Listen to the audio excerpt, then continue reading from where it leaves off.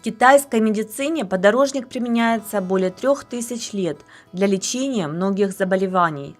Себастьян Кнайп сказал, что если лечить рану соком подорожника, то она исцеляется, как будто была зашита золотой нитью.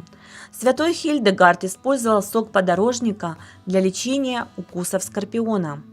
В наше время это лекарственное растение официально одобрено в фармакопеях многих стран мира. Подорожник содержит слизь, горькие вещества, кремниевую кислоту, гликозид аукубин и природные антибиотики. Подорожник полезен для органов дыхания. Самое известное применение подорожника для лечения кашля. Но мало кто знает, что это средство эффективно при всех респираторных заболеваниях. Подорожник полезен для органов дыхания, особенно при наличии слизи. Я рекомендую вам применять подорожник для лечения коклюша, бронхиальной астмы, пневмонии и даже туберкулеза легких. Подорожник вызывает отвращение к курению. Удивительный факт. Подорожник создает отвращение к курению и снижает зависимость от никотина. Если вы хотите бросить курить, жуйте листья подорожника или пейте чай с подорожником. Подорожник – это природный антибиотик. Сок подорожника обладает настолько мощными антибактериальными свойствами, что не нуждается в консерванте для хранения, потому что он не портится. Подорожник содержит противомикробные соединения, которые эффективны против стафилококков, стрептококков и кластридий.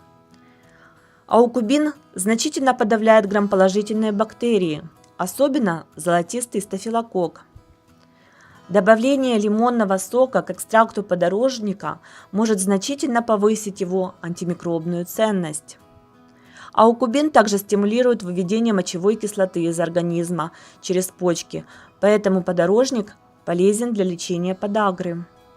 Свежевыжатый сок рекомендуется для очищения крови, для лечения всех типов язв, для отечных желез и геморроя. Семена подорожника применяют для уничтожения паразитов, амеб и червей. Семена применяют в качестве слабительного средства, особенно для детей и при воспалительных состояниях слизистых оболочек кишечника. Ежедневное употребление 8 грамм семян подорожника предотвращает образование желчных камней. Подорожник применяют для лечения кожных заболеваний, ран, язв, синяков, ожогов, укусов насекомых и сыпей. Вымойте свежий лист, измельчите и нанесите на пораженный участок кожи. Благодаря широкой распространенности подорожник является прекрасным средством при укусах насекомых.